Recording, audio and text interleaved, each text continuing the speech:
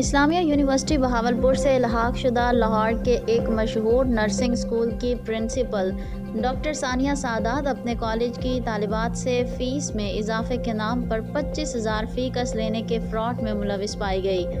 والدین نے عوام الناس سے کہا ہے کہ وہ صرف اور صرف کالج کے واؤچر یا پکی رسید پر ہی فیس جمع کروائیں، اس کے ٹاؤٹ کے ذاتی اکاؤنٹس اور کسی بھی آفیشیل اکاؤنٹ میں جمع نہ کروائیں۔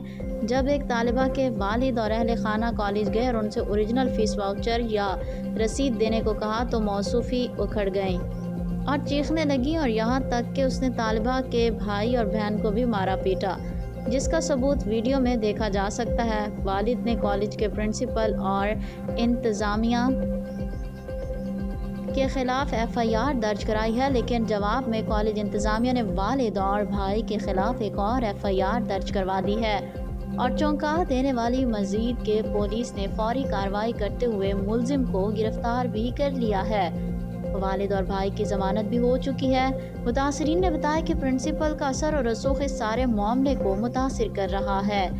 وزیر اعلیٰ پنجاب، IG پنجاب اور CCPO لاہور کو انصاف کی اپیل ہے۔